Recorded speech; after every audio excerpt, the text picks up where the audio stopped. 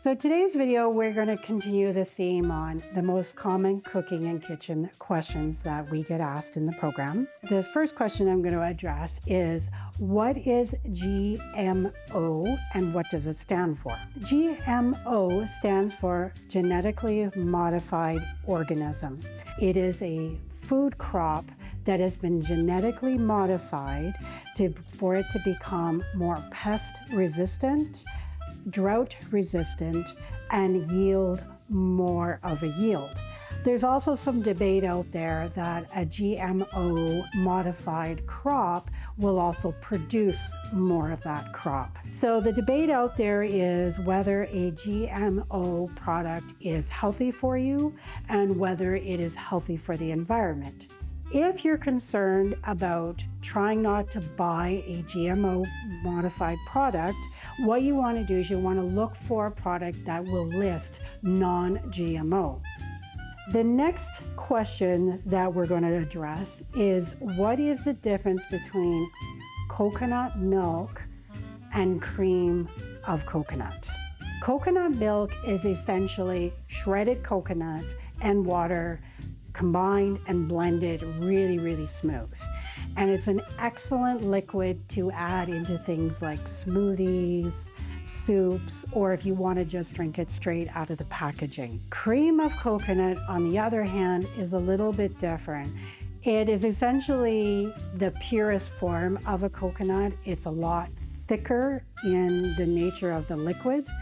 It tends to have a much higher fat content, and it also is a lot better to use in cooking applications because it's a little bit thicker. Now, there is a third product out there called cream of coconut or sweetened coconut. So what that is essentially cream of coconut that has had sugar added to it.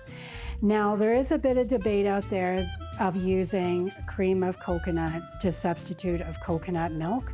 Yes, you could do that. Just keep in mind that if you are going to substitute it, depending on what you're going to use it for, you might have to dilute it a little bit with water, but it's still doable. You may not necessarily want to put it into your savory cooking because it's going to actually add sweetness to it. The next thing we're going to talk about is the difference between vegetable shortening and lard. So vegetable shortening is exactly that.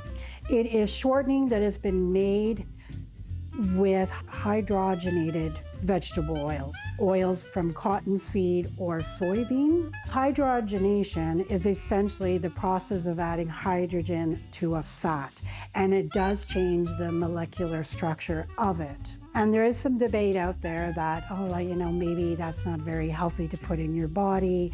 It doesn't act the same as a natural fat. Now, lard, on the other hand, is exactly that. It comes directly from a pig. You may wonder, well, why would somebody use lard over vegetable shortening? So if you're doing pastry, for example, pie pastry, it can make your pie pastry a lot flakier.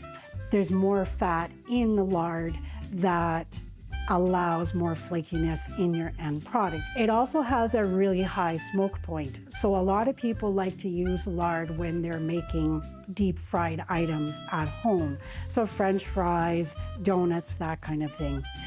The downside to it, of course, is it's not exactly the most heart-healthy fat out there. And again, there's a little bit of debate out there of, well, lard is more natural, so therefore it is better for your body versus vegetable shortening. Again, it just comes down to your own personal preference and your own health philosophy. The last thing that I want to talk about in this video is the common uses of white vinegar. So vinegar is a really versatile ingredient to have in your kitchen. Not only can you use it in your cooking, but you can also use it for cleaning applications. It is a key ingredient when you're pickling anything. So think of cucumbers for pickles, pickled carrots, pickled eggs, pickled asparagus.